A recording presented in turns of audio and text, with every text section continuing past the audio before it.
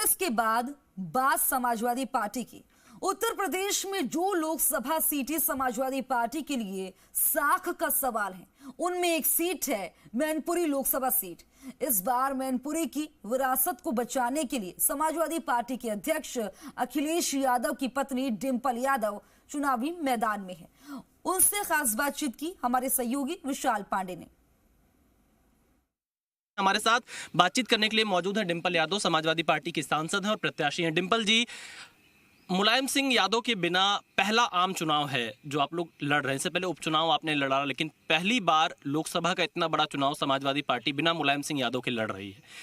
कैसी चुनौती है, किन मुद्दों को लेकर आप जनता के बीच में जा रहे हैं, क्या कहना चाहेंगे? मैं समझती हूँ क्योंकि आदरणीय श्रद्धेय नेताजी के बाद ये पहला चुनाव लड़ा जा रहा है, तो स्थितियाँ बहुत अच्छी हैं अभी भी और लोगों का लगातार साथ समर्थन मिल रहा है। और क्योंकि मौजूदा सरकार के इधर 10 साल और उत्तर प्रदेश के 7 साल पूरे हो गए हैं और जिस तरह का एक्सपेक्टेशंस लोगों को थी कि ये लोग परफॉर्म करेंगे और अब हर सेगमेंट ऑफ द सोसाइटी कहीं ना कहीं अपने आप को लेफ्ट आउट समझ रही है, तो मैं समझती हूँ कहीं ना कहीं लोगों का प्यार और साथ मिल रहा है।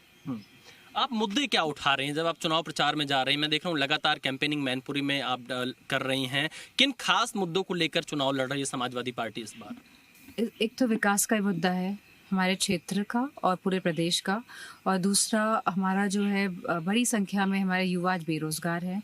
इसी के साथ एमएसपी नहीं है और जो महंगाई है जिसकी वजह से डीएपी 3 गुनी कीमत में मिल रही है। उसी के साथ जो बिजली इतनी महंगी है तो किसान को सिंचाई करने में भी दिक्कत आ रही है। तो मैं समझती हूँ सभी ज़मीनी मुद्दे जो लोग फेस कर रहे हैं आज और कहीं ना कहीं मायूस है और कहीं ना कहीं आहत महसूस कर रहे हैं, तो उन्हीं मुद्दों को हम लोगों के बीच में कह के वोट मांग रहे हैं। लेकिन डिंपल जी, मैनपुरी में अमित शाह भी कुछ दिन पहले आए थे, योगी आदित्यनाथ भी चुनाव प्रचार कर चुके हैं। आप लोगों के ऊपर बीजेपी के ये बड़े नेता आरोप लगाते हैं कि जब समाजवादी पार्टी की सरकार थी तो गुंडा राज था, इसके अलावा महिलाएं सुरक्षित नहीं थी। कुछ इस तरह के आरोप चुनावी रैलियों में लगाए जा रहे हैं। किस तरह से आप जवाब देंगे, क्या मानना है आपका?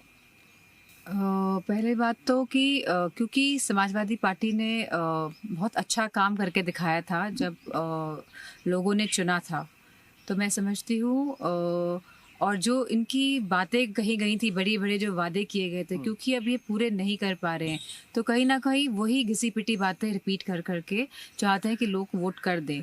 लेकिन इस बार मैं समझती हूँ क्योंकि ग्राउंड में हम जा रहे हैं और लोगों में बहुत ही गुस्सा है, नाराज़गी है, और जिस तरह इन लोगों का बर्ताव रहता है सभी समाजों के प्रति, मैं समझती हूँ उसको लेके भी कहीं ना कहीं लोग आक्रोशित हैं। अमित शाह जी जब मैनपुरी आए थे तो वो एक मुद्दा और उठाकर गए कि राम मंदिर का निमंत्रण आपको भी दिया गया था, अखिलेश जी को भी दिया गया था, ये लोग गए नहीं वहाँ पर। कोई नेवता नहीं मिला था। अगर नेवता मिलता भी तो ये हमारे ऊपर होता कि हम जाएं या ना जाएं, क्योंकि जब हम जब हमें भगवान राम बुलाएंगे या हम कोई भी तीर्थ करने जाते हैं, तो जब बुलावा आता है आप तभी उस तीर्थ तक पहुंच पाते हैं। जितनी भी आप प्लानिंग पहले कर ले, आप नहीं पहुंच सकते हैं। बीजेपी कह रही है कांग्रेस अगर आई तो वो सर्वे कराएगी किसके पास क्या संपत्ति है, क्या सोना गहना है, क्या चांदी है, और फिर उसे और लोगों में बांटा जा सकता है।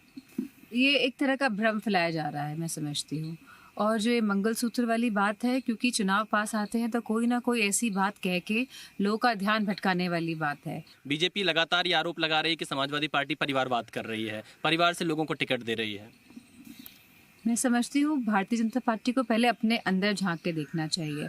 और जो ये परिवारवाद की बात करते हैं, तो जो भी लड़ रहे हैं चुनाव, तो मैं समझती हूँ जनता के बीच जाके, जनता के वोट से, जनता के साथ से, जनता के समर्थन से ही संसद तक पहुँचेंगे। तो मैं समझती हूँ जो भी इस प्रणाली में प्रश्न चिन्ह उठा रहा है, वो संविधान के ऊपर प्रश्न चिन्ह उठा रहा है, वो लोकतंत्र के ऊपर प्रश्न चिन्ह उठा रहा है। एक अंतिम सवाल आपसे, अखिलेश जी से जब आपकी इस चुनाव के वक्त मुलाकात होती है तो क्या बातचीत होती है? क्या सीटों के लेकर कोई रणनीति तैयार करते हैं या कुछ चीज़ डिस्कस क्या करते हैं आप लोग इलेक्शन को लेकर या कैंपेनिंग को लेकर? कुछ चर्चा होती है?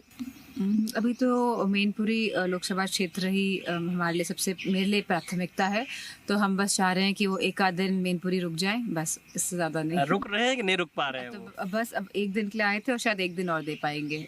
अच्छा, आप ये चाहते हैं 1-2 दिन और रुके वो मैनपुरी? नहीं, ठीक है, अब जो क्योंकि जिम्मेदारी बड़ी है तो ठीक है, जो समय मिल जाए वो पर्याप्त है। कितनी आश्वस्त हैं आप जीत को लेकर? नहीं, जैसे मैंने कहा कि बस अब वोटों की जो नंबर है उस पर बस मामला है, बाकी तो ठीक है सब।